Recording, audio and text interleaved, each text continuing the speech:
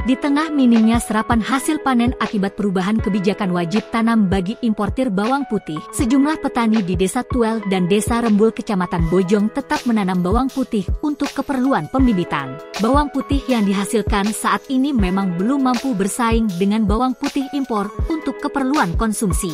Pada musim tanam kali ini ada 3 hektar lahan yang ditanami bawang putih oleh petani lokal dengan produktivitas rata-rata 16 ton per hektarnya. Hal ini disampaikan pelaksana tugas Asisten Perekonomian dan Pembangunan Sekda Kabupaten Tegal Amir Mahmud saat menghadiri panen perdana bawang putih di Desa Tuel, Kecamatan Bojong, hari Kamis tanggal 3 Agustus 2023. Penanaman bibit bawang putih ini merupakan hasil kontrak pengadaan dengan Kementerian Pertanian RI. Sementara program pendampingan budidaya bawang putih dilakukan oleh Pemkab Tegal bekerja sama dengan Bank Indonesia dan Institut Pertanian Bogor. Menurut Amir, hasil panen kali ini cukup baik karena berada di atas rata-rata produksi nasional yang sebesar Oktober 12 ton per hektar.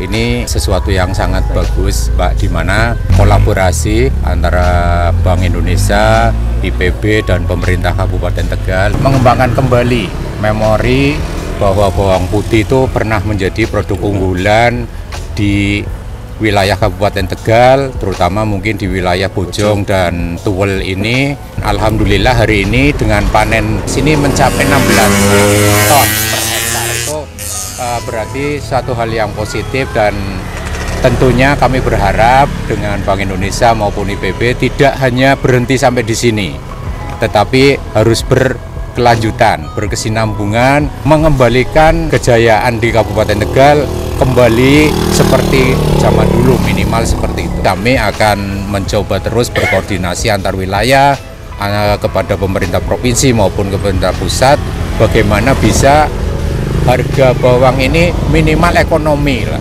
untuk bisa petani tetap berproduksi, tetapi konsumen juga menerima produk yang bisa diterima, sehingga harga ini mencapai titik keseimbangan yang ideal untuk para petani maupun para konsumen. Panen bersama bawang putih di daerah Tuel ini sebagai perwujudan ya sinergitas antara pemerintah daerah Kabupaten Tegal, Bank Indonesia, dan rekan-rekan dari IPB. Tegal atau di Tuel ini sebagai salah satu sentra bawang putih ya, bahkan katakanlah menopang atau sebagai andalan utama masyarakat atau petani di sini. Makanya juga kita gandeng dari rekan-rekan IPB ya sebagai ahlinya untuk inovasi teknologi di bidang pertanian ya. Harapan kami juga pastinya adalah menemukan ataupun mengembangkan ya bawang putih yang bisa bersaing secara enggak cuma secara nasional, syukur-syukur secara internasional.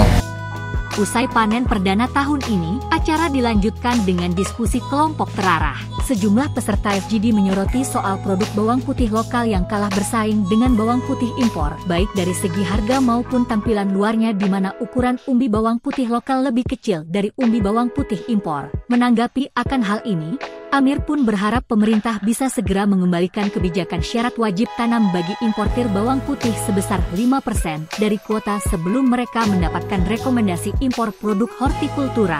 Kebijakan ini dinilai bisa menambah gairah dan semangat petani Bojong menanam kembali bawang putih lokal yang sempat mengalami masa kejayaannya di tahun 1998. Dari Bojong, reporter Humas Pemkab Tegal melaporkan.